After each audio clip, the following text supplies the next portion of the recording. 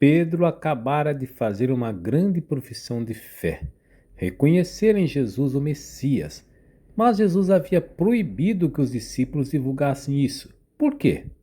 Porque a palavra Messias carregava uma expectativa muito forte. O Messias esperado por muitos era aquele que viria com poder, venceria os inimigos e restauraria Israel e reinaria gloriosamente. Era uma imagem de sucesso, de força e de triunfo. Agora Jesus começa a esclarecer que tipo de Messias ele é, e faz de maneira desconcertante. É necessário que o Filho do Homem sofra muito, seja rejeitado pelos anciãos, pelos sumos sacerdotes e pelos escribas, seja morto e ressuscite ao terceiro dia. Jesus não vai a Jerusalém para conquistar o poder, vai para ser rejeitado. Não vai para ocupar um trono, mas para entregar a própria vida. E o mais impressionante é que ele identifica de onde virá a rejeição, justamente da instituição religiosa, anciãos, escribas, sumos sacerdotes, aqueles que deveriam reconhecer a ação de Deus, serão os responsáveis por rejeitar o Messias. Pedro não consegue acertar isso.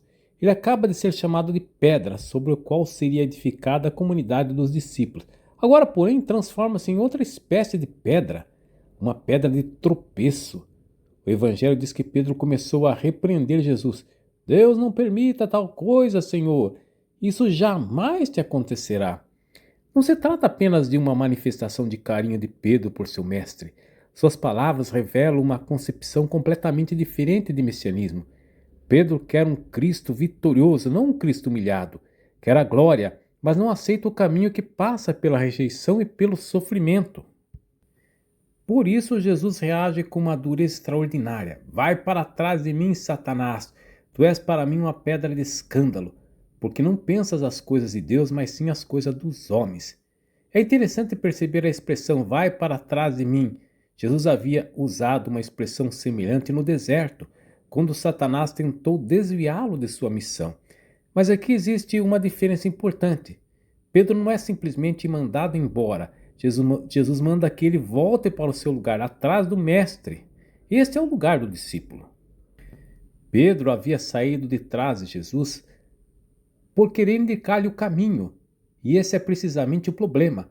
O discípulo deixa de ser discípulo quando pretende ensinar ao mestre por onde ele deve andar. A palavra Satanás significa adversário, aquele que se coloca no caminho para impedir alguém de avançar.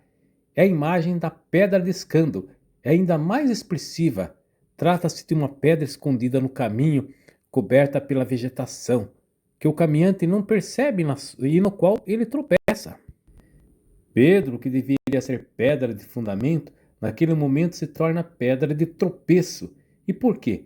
Porque está pensando segundo a lógica dos homens: sucesso, poder, prestígio, vitória, reconhecimento. E talvez seja justamente por isso que essa passagem do Evangelho seja tão atual. Pedro é porta-voz dos outros discípulos, e Jesus, depois de repreendê-lo, dirige-se a todos: se alguém quer me seguir, renuncie a si mesmo, tome sua cruz e siga-me. Jesus está dizendo que o caminho do discípulo não pode ser diferente do caminho do mestre, mas precisamos entender bem o que significa tomar a cruz. Não se trata apenas de suportar sofrimentos inevitáveis da vida. A imagem utilizada por Jesus é muito mais forte. Na crucificação romana, o condenado era obrigado a carregar até o lugar da execução a haste horizontal da cruz. Era um espetáculo público de humilhação. O condenado era insultado, ridicularizado, agredido. Sua dignidade era destruída diante de todos. Antes mesmo da morte física havia uma espécie de morte social. A pessoa era despojada de sua honra, de sua reputação e de seu lugar na sociedade.